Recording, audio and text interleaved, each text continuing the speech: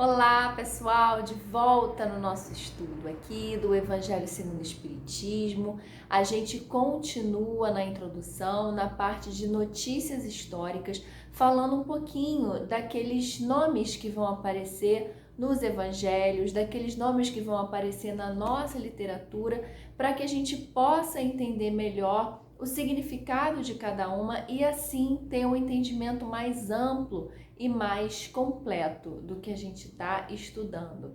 Vamos lá então? Eu me chamo Cláudia Barcelos, mais uma vez aqui com vocês e agora a gente vai dar início ao estudo de hoje.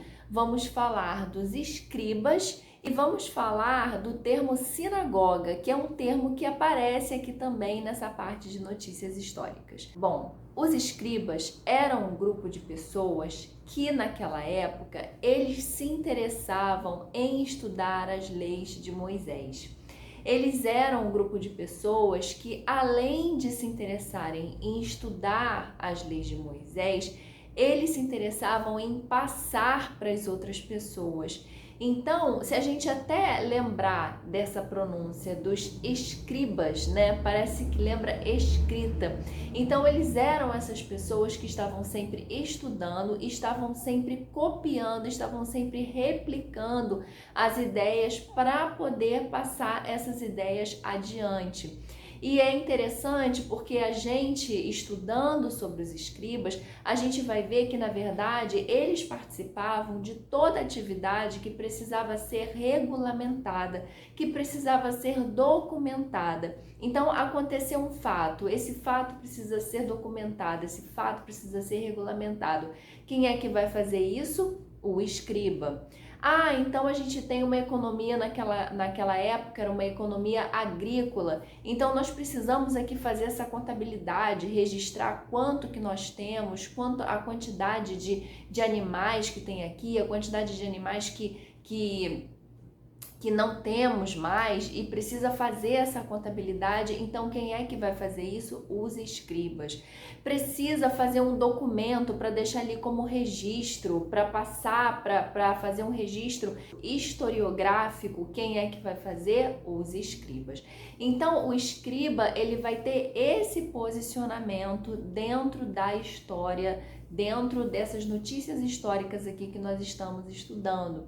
Tá? E outra coisa importante é lembrar que, como a gente viu no vídeo passado, a gente viu sobre os fariseus. Então pode surgir aí uma dúvida, né? Ué, mas os fariseus também não eram aqueles que estudavam as leis de Moisés?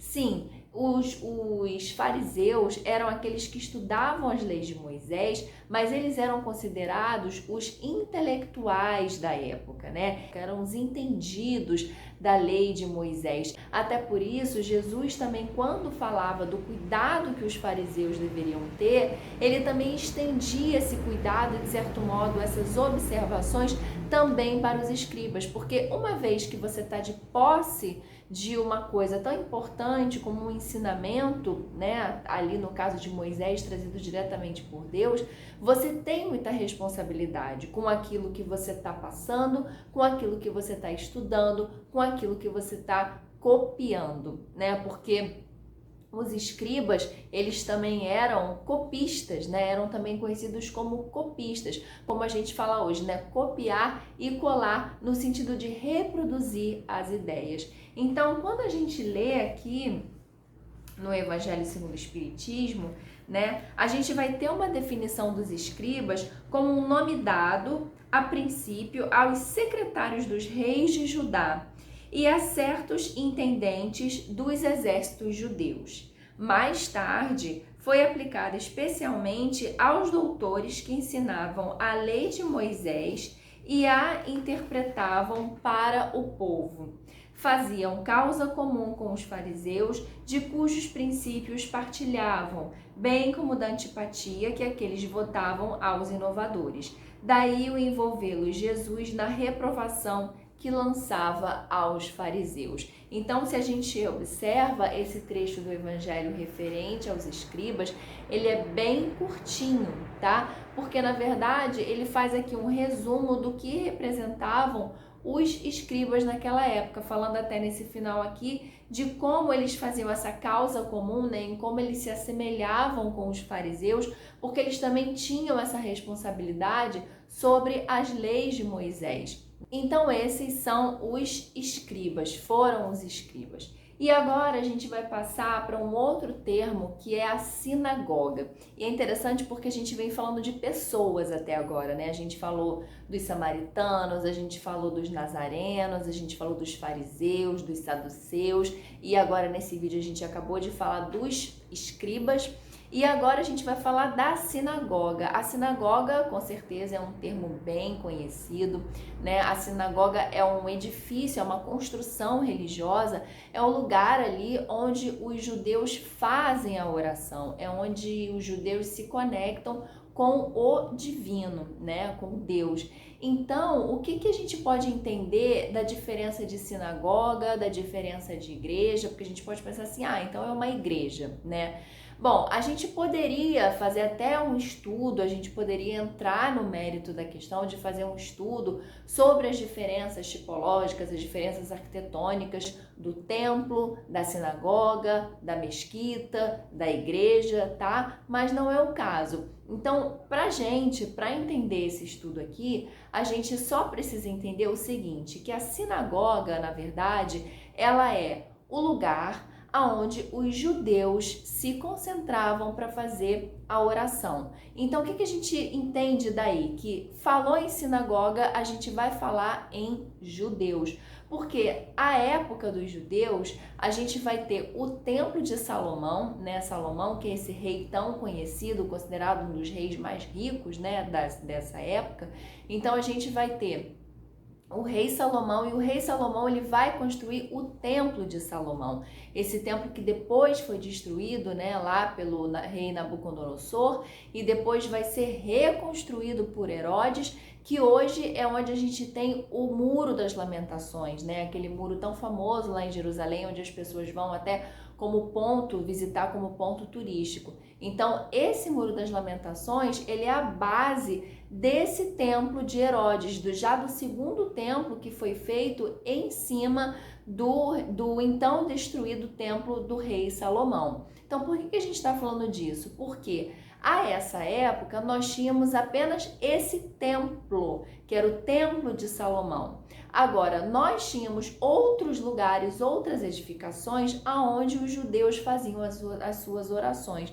E esses lugares eram as sinagogas. Então a gente entende com isso que falou em sinagoga, a gente está falando em judeu. O termo templo, na verdade, ele se aplica para qualquer religião, para qualquer crença, diferentemente de sinagoga, que corresponde ao lugar dos judeus. O templo, nós podemos ter um templo muçulmano, nós podemos ter um templo judeu, como o do Salomão, nós podemos ter um templo evangélico, podemos ter um templo cristão, podemos ter os templos das épocas lá da Grécia, da Roma, que nós tínhamos, né, aqueles templos aos deuses, a deusa Atenas, né? Então, nós podemos ter vários tipos de crenças relacionados aos templos. Então, com isso a gente tem a diferença de sinagoga, templo. A gente ainda poderia falar da mesquita, que seria o lugar de oração e de reunião ali dos muçulmanos, e a gente tem a igreja, que é o lugar de reunião dos cristãos. Então, como eu falei no início do vídeo, é claro que cada uma ali vai ter as suas diferenças tipológicas, as suas diferenças arquitetônicas, né, as diferenças de rituais que vão acontecer ali dentro, mas pra gente aqui o que vai interessar é a gente saber distinguir o que cada nome desse, principalmente a sinagoga, que é o que aparece aqui, porque é o que vai aparecer pra gente no Evangelho, que cada termo desse vai significar. Então, como ele fala aqui, a sinagoga, ele já começa falando, né? Um único templo havia na Judéia, que era o templo de Salomão em Jerusalém, como a gente falou, onde se celebravam as grandes cerimônias de culto.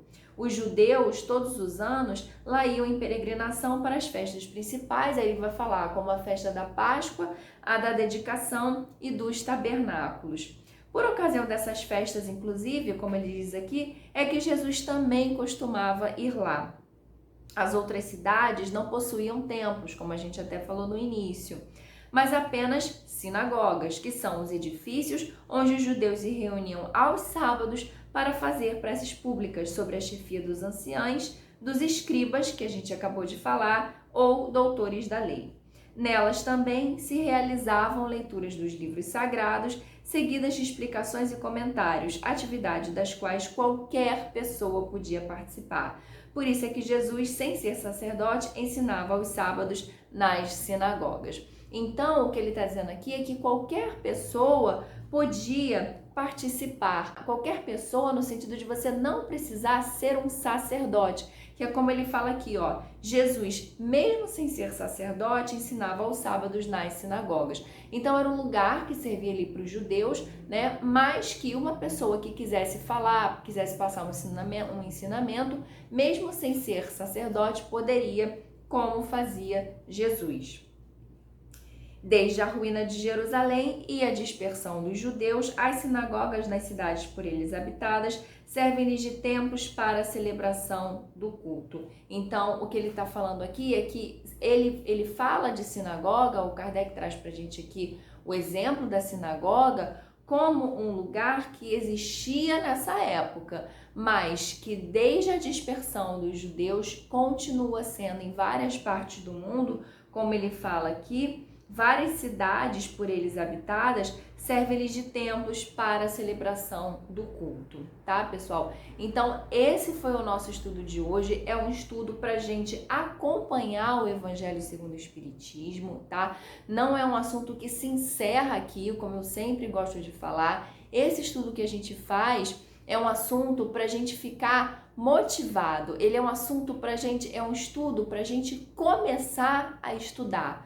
É um estudo para a gente pegar o Evangelho, para a gente lendo juntos, para a gente vendo as frases, para irem surgindo as dúvidas, para a partir daí nós começarmos a pesquisar em outros vídeos, em outras conversas, deixando aqui nos comentários, e aí a gente também vai discutindo em cima disso, porque eu aprendo muito também com as dúvidas, tá? Então, que a gente possa estudar cada vez mais, que a gente possa pesquisar cada vez mais, porque o conhecimento é uma coisa muito maravilhosa. Conhecimento é algo que vai fazendo a gente crescer, como é sempre aqui o lema do canal, né? O conhecimento vai fazendo com que a gente entenda melhor as coisas e vai fazendo com que a gente vá colocando luz na nossa caminhada. E colocando luz na nossa caminhada, nós vamos vivendo melhor, porque vamos esclarecendo tudo o que está acontecendo.